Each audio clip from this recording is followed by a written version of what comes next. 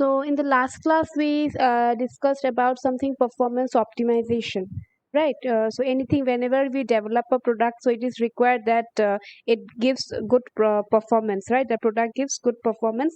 Similarly, today we are going to study something known as the roles and responsibilities. Okay, when we have an IT team.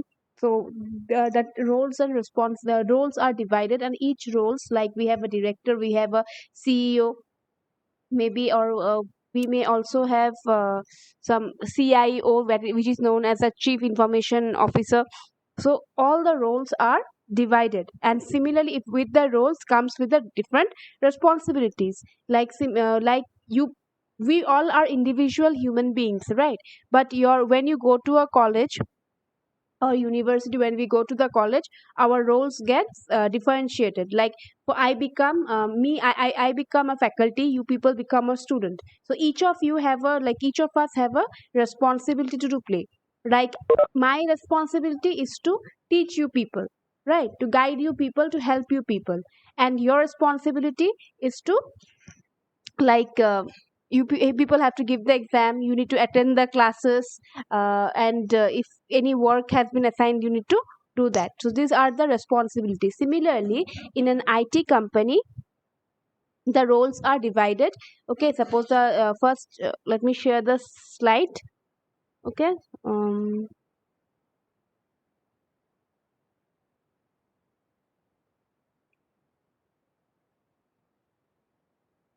So in the IT, so first, for in the IT security also, there are several roles and responsibilities are there. So first is the legal owner. So who is the legal owner? Basically, the top management. Okay, so they will all the information assets and all the information of the organization will be maintained by the legal owner. Okay, so IP, all the internet rights have are also held by the top management unless specified so in a contractual agreement. So the legal owner are, suppose you are the owner of the organization. So you can think, so obviously if I am the owner of the organization, if I open a startup, or not a startup, if I have a, suppose I have a university, okay, that obviously I'll be the owner of it.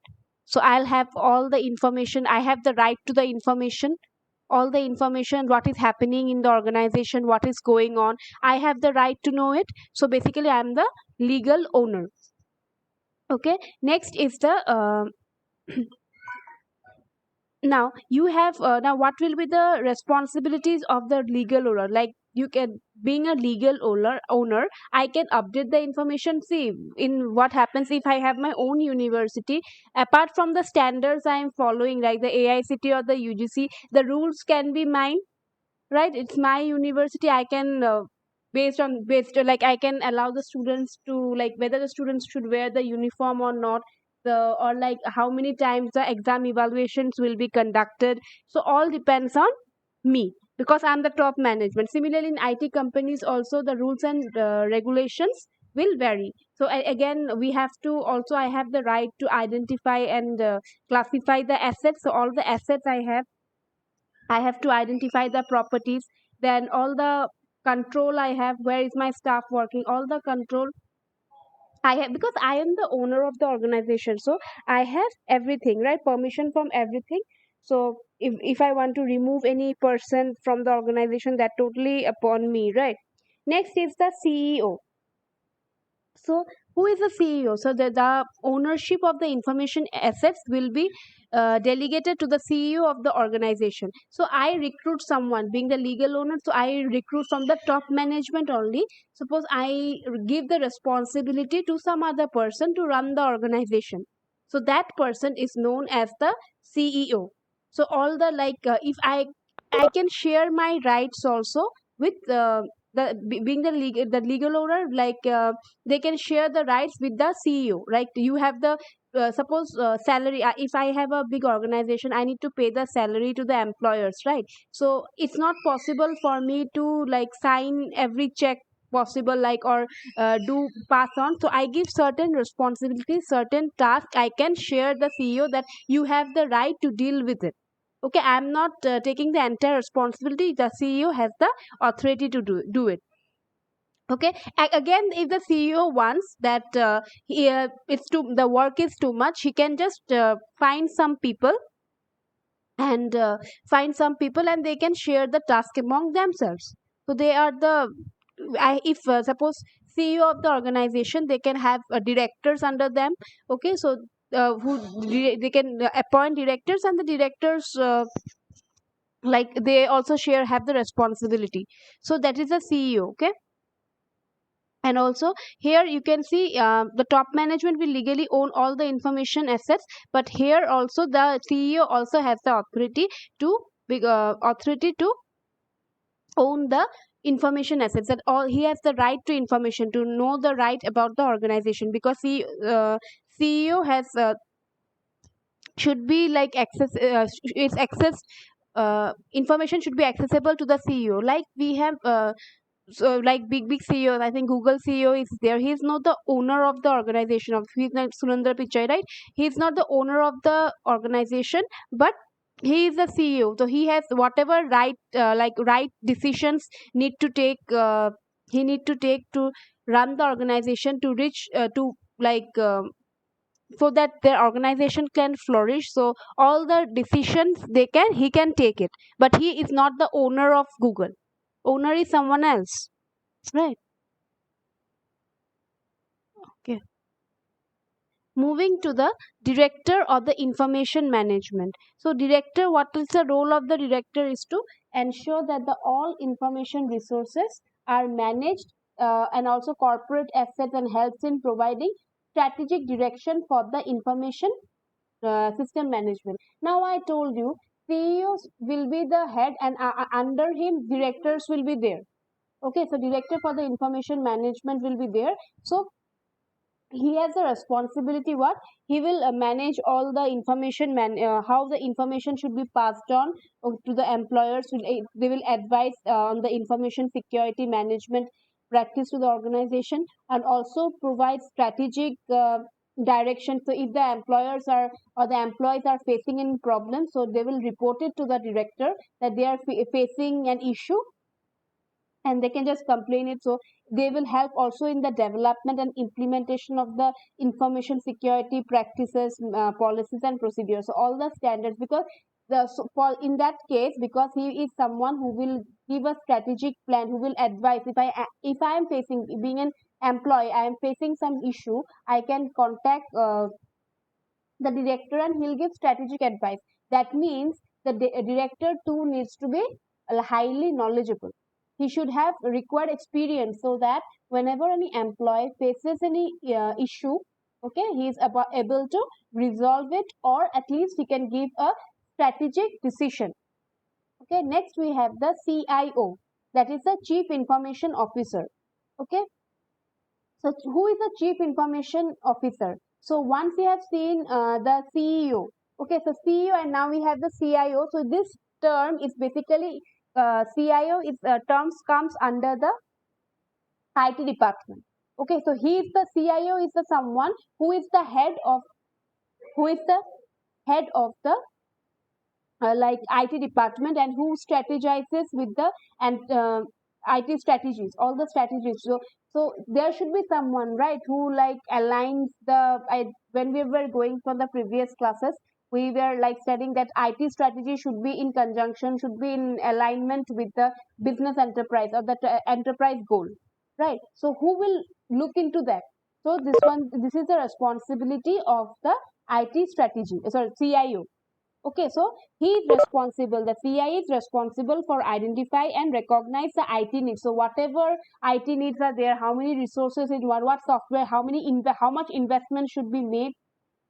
Okay, and how that and also the whatever things are going on in the organization, in the IT department, it's also mapping with the organization needs. Okay, so all these things you need to take into action. Also setting the IT strategy for the organization. So if any organization have a IT strategy team, obviously he need to take care of that. He need to think of like how it should benefit the organization. Otherwise, why would someone require an IT team?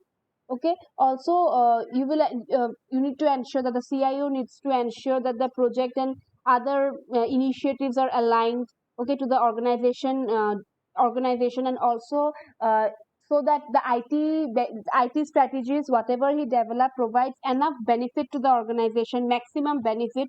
Okay, so it will integrate the IT strategy planning and the organization strategic planning. So both are in alignment.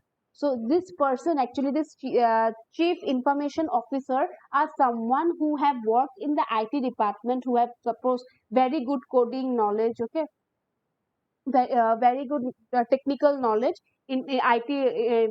Like he have worked in the industry, and now he's very experienced. So he has lots of idea, and he knows he has idea about both the management part also, and also the IT part also. So that's why I one day I was when I was discussing with you people that. When a IT people after BTech or after MCA, what they do, they work in the IT company. Okay, they get the technical knowledge. They get the technical knowledge and they go for MBA to have the management knowledge. Okay, then they work as a management. So such kind of persons can become the CIO. Okay, so or otherwise, what happens, because all throughout your career, you cannot go for coding only, right? Because that will be obviously monotonous, and you people will be bored. Okay, and so somewhere down the line, if you want to grow in your career, you have to go. If you are technical people, you have to know how the management works. So in that case, what happens? Not only your salary increases, your uh, your experience also increases. Since your experience increases, your salary increases. But if you directly go for, like, after MCA, if you directly go for MBA or BTech, after you directly, so what you are recruited as direct MBA or in HR, also in HR department, you are not getting the technical knowledge. Okay, so that is why I recommend you. So for this, becoming an IT information officer, because it requires the benefit, it requires like someone who can strategize the IT strategies, and in conjunction with the and with thinking about the keeping in mind the enterprise strategy, so that it will add value to the organization. So he needs to be responsible, and he needs to have much idea about how the organization runs, and also the how the how the the IT, like, technical things work, right? So that they can map with it. So next we after we have the CIO, that is a chief information officer, we have the information security officer. So what is the responsibility of this person is uh, it's to implement the processes and procedure as per the information security policy of the organization. Okay, so every organization will have some certain policies, information security policies will be there, like its availability, confidentiality, access control. So all these things need to be taken care by the information security officer. It is his responsibility to secure and safeguard all the information assets of the organization. So that is his also equally like responsible. So he needs to work. So protecting and safeguarding the information asset is like the main responsibility, right? So like also he needs to classify of the information assets in terms of how do you classify the information assets in terms of the customers. Some information may be valuable to the company but may not be valuable to the customer. So and there are different types of customer too. Okay, so depending on that, their information needs to be safeguarded. Also, maintenance is a very important one. Once you have got the information, suppose, like, let me take an example, information security officer.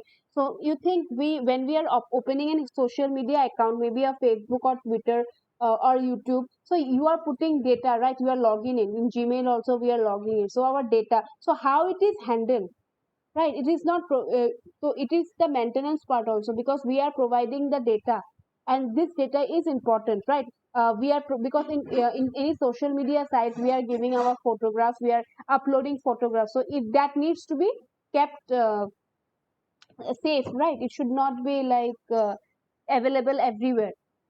So if you write put it public, I'm talking about Facebook, if you give public option, then anyone can view it. In other cases, like if you no, you don't want to show your images to anyone, so what you can do is just change the setting and made it to private, right? So that is the purpose done by the information security officer. It's their job to maintain the responsibility, okay, maintain the security of the organization, so that they are able to keep the trust. Otherwise, if Facebook, like, why was TikTok and all things banned, by this Chinese app banned? Because these data were hampered, right? Our data were taken in TikTok. Okay, and they used to, and people, we don't have that, we had the tendency of not reading the agreements, and our data got tampered, right? They took the data set. And but in Facebook, if you see why it is not hampering, if they are not using the data set they will take our permission for that one, and they will keep our data set safe. Next is the data operators and the end users. Now we have it follow the information asset usage guidelines. So it accepts the information assets for the required use as per the uh, business requirement. So what it will do, it will like you just wait. So it will happen is that all the information, it will follow the guidelines made in the made by the other users, like the information security officers. So what are the guidelines they need to you suppose we are the end users, right? Or the data operators, what we do. So whatever guidelines is given to us, suppose in Facebook, we first need to log in, right? First you need to provide your email ID, then provide your date of birth, that only, and you need to also mention that you are above 18 years, or something, that then only you can go for the end user. So we follow the guidelines given to us, so the way they mention we can go. Okay, so we just, that is how we access the information. Suppose we go for any no, that will be a high level example. So if you want to go for research, so sometimes what happen is that for research you need data set. Okay, so data set, like if you want something, you want to go for Twitter data analysis, so you need you need the chats done in the, or the tweets in the like data set, right? How will you get it? It is not possible for us to write check the tweets one by one. We'll just copy paste tweets. It's not possible for us, right? So there is actually data set made already available in some websites, so we can directly download from that. But just that data set, like guidelines, we need to follow, like every website have different guidelines, right? We have to follow according to that. And then last one is the risk accessor. So risk accessor, as the name suggests, is a someone who like access a risk. Okay, so it can be a program owner, the asset owner, or the information security owner, or the risk owner. So what are the responsibility? They will establish the context for the risk assessment, whether it is for the project, product, process, and identification of the risk. Then we have the risk analysis, risk evaluation, risk treatment. So you are already aware of it because we have discussed these things. Okay, the PDCA circle life cycle we call as a of risk. So these are the risk assessment. So if you go for the diagram, so this is how it looks. Okay, the IT security roles and responsibilities. So we have discussed, just first is the legal ownership, then is the executive officers and all directors. This directors and the CIO falls under the management and coordination the information asset, and the security officer or security officer falls under the custodianship. Okay, and these are the last one is the end users, and ultimately that is we are the one. Okay, we are who uses the response, who uses the like application or website, whatever product. Okay, so you can see here few questions are there, like which of the following are the responsibilities of the CEO? So can anyone tell me whether it's establishing the context for the risk assessment, whether it is for project, conduct, product, process, or organization, information security, incident management, the ownership of the information assets, and the process of system management? Can anyone tell me how many people are there? I don't know. 9. Yes, 8 of you. Can you tell me what do you think? CEO, does he establish the context for the risk assessment, or information security incident management, the ownership of the information assets, or the process of system management? It is easy. Can anyone tell me? The ownership of the information assets. Yes, yes, Barbie, yes. Good. It is C, that is the ownership of the information assets. Moving next, we have another question. So, what are the responsibilities of the information security officer?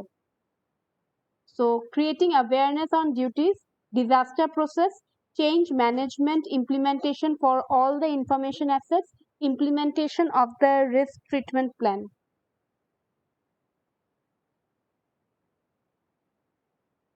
Yes, it's C, okay, change management implementation for all the information assets. Now, responsibility of integrating the IT strategic and the organizational strategic plan lies with, this one is easy.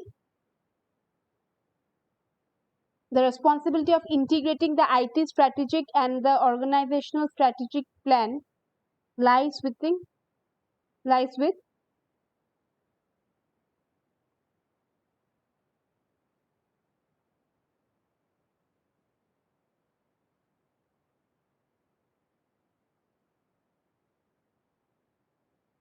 it is the CIO. So I told you, right, this needs to be someone who have both the, like, they need to keep thinking, who have someone experience on the technical part also and have the management part also. So it will be B, okay, CIO, chief information officer. So moving to the segregation of duties. Okay, just wait, I think I have a network issue. Segregation of duties. So here you can see the segregation of duties. So basically, it's a, we can also say it as, we can, segregation of duties is also known as the SOT. So it's a basically a classic strategy to tackle the conflict of interest, the appearance of conflict of interest and fraud. So all the, like, if there is any conflict, okay, or any fraud, so it is detected by segregation of duties. So it will act as a barrier to prevent fraud from occurring, because all the powers from any information asset or system resting with a single individual. So when you segregate the duties, that in, when you divide the responsibilities, then what happens, you are able to find, like, like who has done, because if obviously if there is a it becomes a barrier, because in the sense, right, obviously, if you are aware who is responsible for what, so who has done any, if any fraud also happens, you are aware who has done it, right? So in that case, people, they don't do any kinds of fraud, because where they are more like answerable.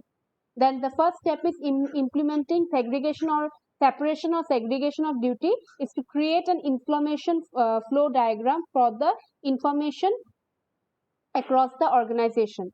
So what happens is that, how the we have to draw an information flow diagram. Information flow diagram, as I don't know it's here or not. So just you can see, this is the information flow diagram. You can think of it as an information, this is not actually, okay. So you can see here, just the diagram will look like something like that only, where you got legal ownership will be like communicating the things to the delegated ownership or the executive CEO, and then he will be communicating to the management. The management will be communicating to the employees, and the employees will be um, like informing the things to the end users. So that is the thing how it works. So there should be an information flow. So although there are several controls in place to ensure segregation, the controls are unique for each domain. So separate controls or separate methods are there for each domain, okay, and it is unique to each domain. So segregation of duties entails extra cost. So it will be, since we are segregating the duties, so what happens, it will involve extra cost. Hence the organization has to do a proper cost benefit analysis before this gets implemented. So anything, right, if you're implementing some good things, obviously it will be expensive, right? So that is why, uh, to have an idea of the expenditure, we have to go for a cost benefit analysis, whether cost will be more than the benefit, or benefit will be more than the cost. So that is why the cost benefit analysis is done. So you can think its cost benefit analysis will be kind of a graph only. So it's the, I told you, it's the management thing people do, the cost benefit analysis. So it is the call of the senior management whether to control the risk, accept the risk, or implement the risk treatment.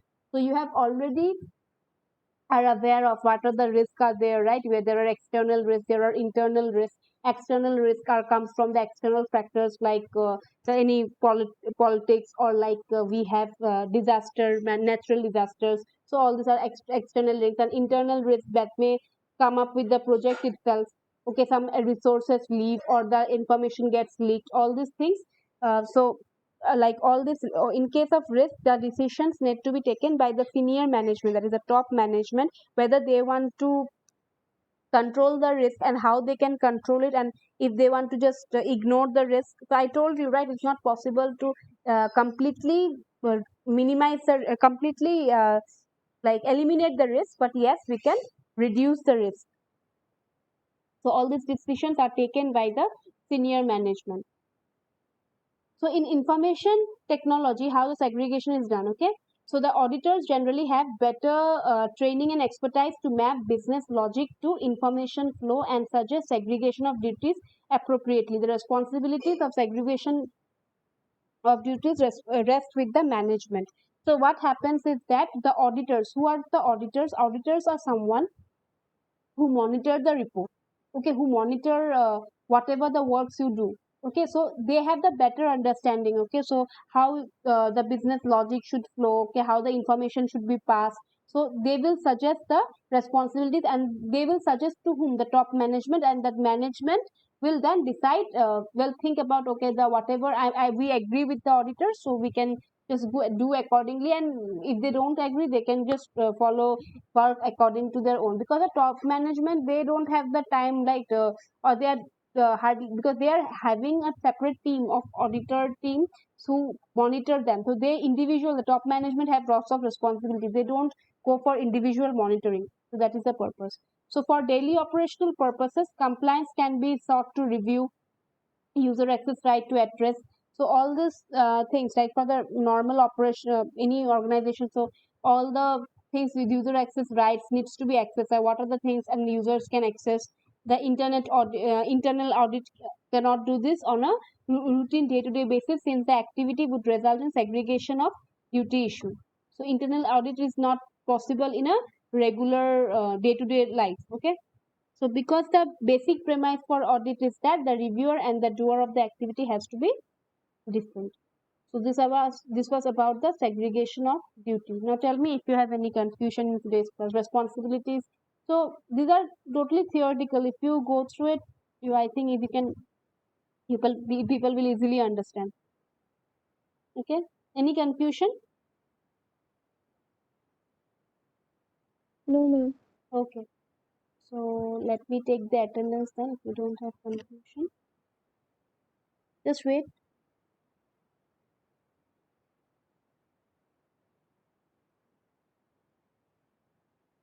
Okay. Thank you, everyone. So you all can leave now. Meet you tomorrow. Ma'am.